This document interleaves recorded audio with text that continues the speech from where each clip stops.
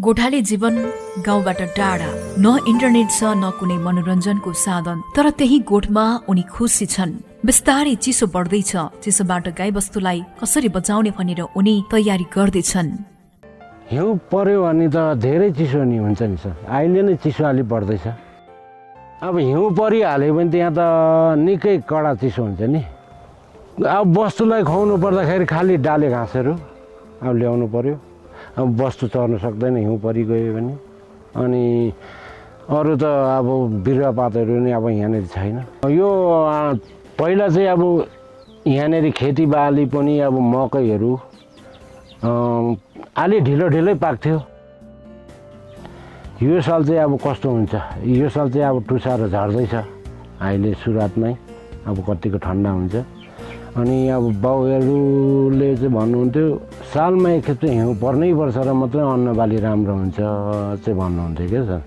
अन्नमा हामी केही पनि लाउँदैन, हामी बस यही अब आलु रोप्दाखेरि यही मल लाउँछौँ गाईको, अनि मकै रोप्दा पनि त्यही गाईको मल लाउने हो। अब चिरातो त यहाँ त प्रशस्त हुन्छ नि हुनु त, तर अब संरक्षण गर्न सकिँदैन त्यसलाई। अब पुरा बार्नु पर्यो, त्यसले गर्दाखेरि अब बस्तुको चरनमा चाहिँ त्यति साह्रो चिराटो चाहिँ अहिले छरेको छैन, रोपेको पनि छैन है। अब जस्तै हामीले पहिला अब भेडा गोठहरू, अब भेडा त गर्मी सहँदैन होइन, चौरीहरूले सहँदैन। अब चौरीहरू हिउँद महिनामा, ठन्डा महिनामा यता झरे पनि अहिले पनि ठन्डा महिनामा मात्रै यतासम्म झरिन्छ, अलिअलि देखिन्छ, नभए उभै जान्छ त्यो चौरीहरू। त्यो चाहिँ असर गर्छ क्या सर, त्यो वस्तु भाउलाई चाहिँ अलि अब भेडा चौरीहरू यिनीहरूलाई चाहिँ असरै गर्छ जस्तो लाग्छ। अरू यहाँनिर के पो छ र सर, त्यही खेती वर्षमा एकखेप मकै हुन्छ, आलु हुन्छ, त्यो पनि अब समयले दियो भने है। अनि अब यही वस्तु भाउ नपाला यहाँ उपाय छैन।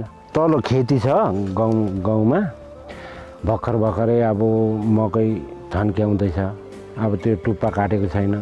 त्यो खोसेला टुप्पाहरू चाहिँ अनि यहाँनिर ल्याएर अनि स्टोक गर्नुपर्ने हुन्छ पछि हिउँको लागि।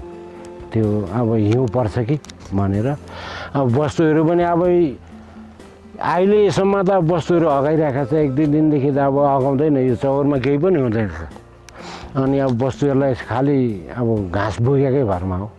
त्यहाँनिर खेतीहरू गरेको छु, मकैहरू, अनि त्यो ढोँडहरू ल्याएर हामीले यहाँ स्टोक गरेको छु है, स्टोक गर्छौँ। अनि अब त्यो खोसेलाहरू स्टोक गर्छौँ।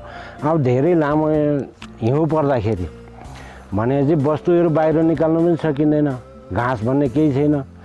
अनि त्यही भएर अनि हामीले त्यही ढोँडहरू लगाएर अनि यसो खोले पानी दिएर वस्तुलाई यसो बचाउने कोसिस गर्दै, हामी त अरू त अब बाहिर निक्लिन सकिँदैन, आगै तापेर बस्ने मात्रै हो नि। त्यही अब स्टोक गरेको घाँसहरू लगायो अनि बस्यो, खोले पानी दियो, त्यही वस्तुलाई बचाउने कोसिस मात्रै गर्छौँ सर हामी। गोठला जाँदा लागेको माया काठमाडौँ जाँदा भुलेछ निष्ठुरी जनमाया।